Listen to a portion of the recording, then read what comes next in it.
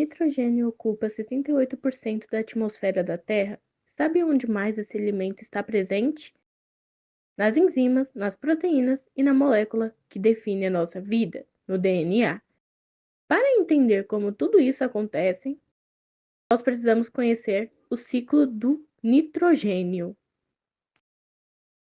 O nitrogênio está na forma de gás na maior parte da nossa atmosfera, mas apesar de sua abundância, a falta de nitrogênio é um dos mais importantes limitantes da produtividade dos ecossistemas marinhos e terrestres.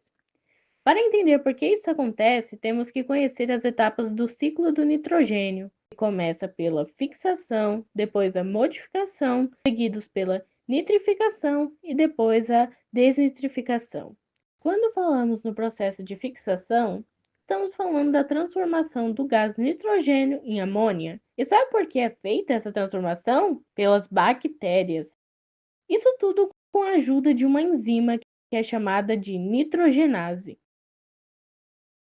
Esse processo tem um gasto energético muito alto. Dessa forma, a amônia pode ser incorporada à substituição orgânicas e, quando combinada com o gás carbônico, acabam formando os aminoácidos. Essas bactérias fixadas podem ser encontradas na água ou no solo. Já outras podem ser encontradas, adivinha onde? Nas raízes, principalmente das leguminosas, como por exemplo, as raízes do feijão e do amendoim.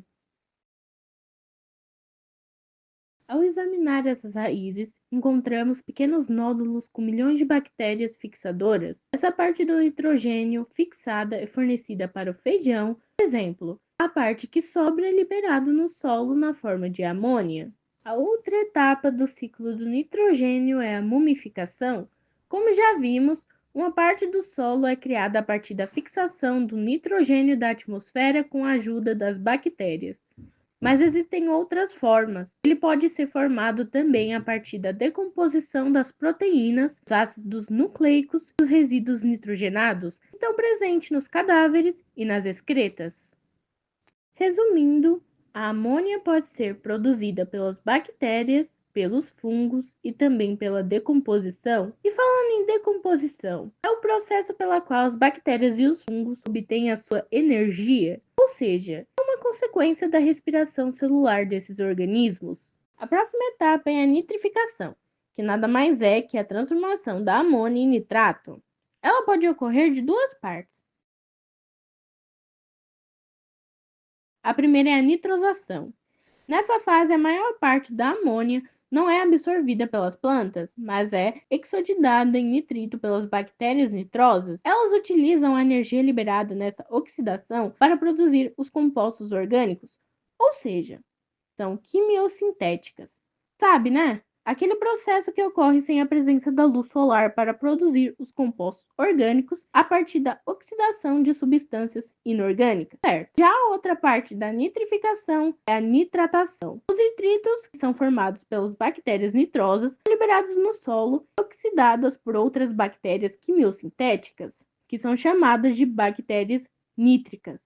Nessa oxidação são formados os nitratos, que são absorvidos e utilizados pelas plantas na síntese das suas proteínas e ácido nucleico. A sequência vai seguindo pela cadeia alimentar pelos corpos dos animais. A outra etapa do ciclo do nitrogênio é a desnitrificação.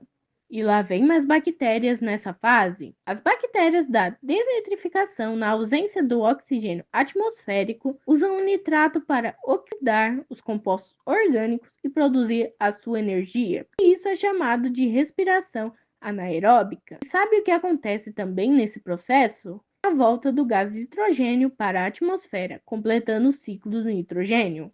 Não podemos esquecer que o nitrogênio é essencial para a agricultura, e visando sempre deixar a taxa de nitrogênio ideal para as lavouras, utilizadas duas formas básicas de adubação. A primeira é a adubação verde. Essa é a adubação natural que, após a colheita, as folhas e os ramos das leguminosas enriquecem o solo com os compostos nitrogenados. Isso só acontece por causa das rotações de cultura. Mas o que é isso mesmo?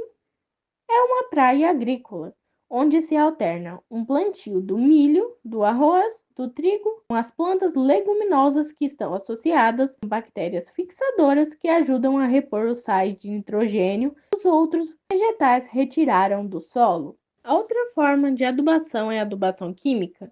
Nas culturas químicas, uma boa parte dos vegetais colhidos são consumidos nas grandes cidades. Sabe o que isso quer dizer? Que isso impede o acontecimento da adubação natural ou a reciclagem natural desses sais. Daí entram os chamados fertilizantes sintéticos. Eles são ricos em nitrogênio e outros elementos essenciais para o desenvolvimento das plantas. Esses fertilizantes são utilizados industrialmente por meio de processos da fixação artificial que acontece pela transformação do nitrogênio do ar em amônia em condições especiais de alta temperatura e pressão. Mas como tudo que não é natural pode ter seus problemas, o uso em excesso desses fertilizantes podem ser levados por meio das chuvas e parar nos ambientes aquáticos, o que pode causar um desequilíbrio ecológico como esses. Deixando essa parte ruim de lado, o que precisamos entender é que o ciclo do nitrogênio garante a manutenção dos ecossistemas e por ser utilizado na produção dos aminoácidos, das proteínas e dos ácidos nucleicos, são vitais para a sobrevivência de todos os seres vivos. E para que esse ciclo continue funcionando, precisamos preservar as nossas florestas e também métodos de cultivo que não causam danos para elas, as nossas águas.